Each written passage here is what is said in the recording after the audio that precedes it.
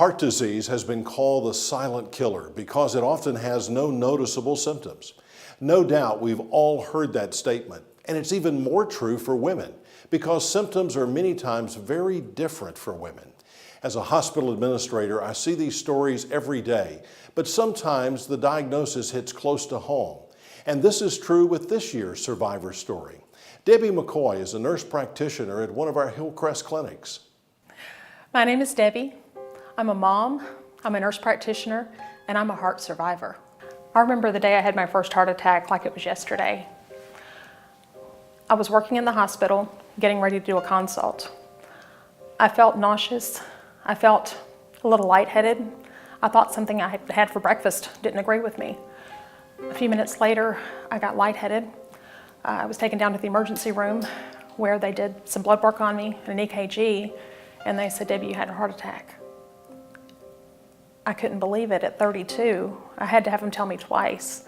I'm not supposed to have a heart attack. I'm too young for this. I'm too busy for this. But I did.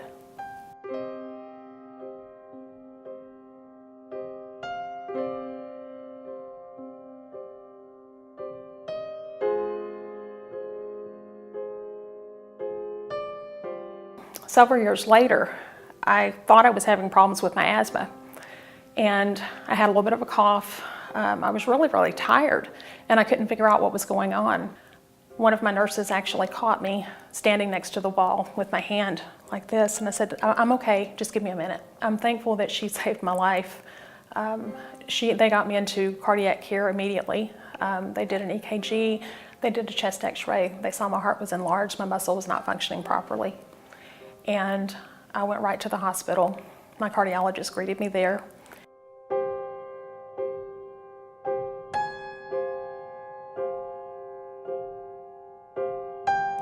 So when we made her first diagnosis, she was obviously still quite a young woman without the obvious causes for heart disease. She was not a smoker. She had no history of heart attacks per se, but her heart muscle had just been damaged, profoundly damaged, to the point where when I remember clearly our first conversation, I broached the possibility that if this didn't respond to treatment, that she might need a heart transplant. That was really frightening because at the time they said, "Well, Debbie, there's a couple of options.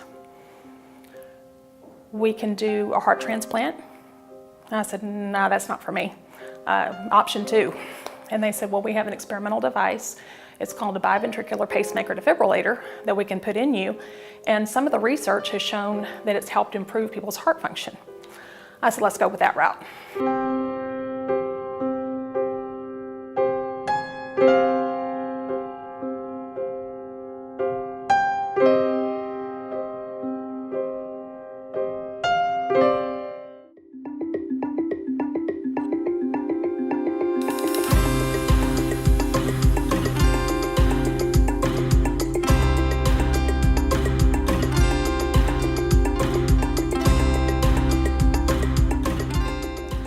She's had an ablation for rhythm abnormalities as well as the defibrillator to help stabilize her heart mechanically, but also to serve as a safety net should her heart jump out of a rhythm and lead to a fatal event. The defibrillator would shock her heart to establish a rhythm again. She's responded very well. She may need a new defibrillator battery every few years, but in terms of life expectancy and lifestyle, I think she'll live a fairly normal life. Odds are that she would not have survived a year without treatment. The American Heart Association is very good about getting the information out there. And as a healthcare provider, I like to stay on top of things so that I can take good care of my patients and prevent them from going through anything like I've been through. I was a cardiac nurse back in the 80s, and I've seen the advances, things that would not be possible today if it was not for the research and the funding provided from the American Heart Association. They actually helped with some of the research that saved my life.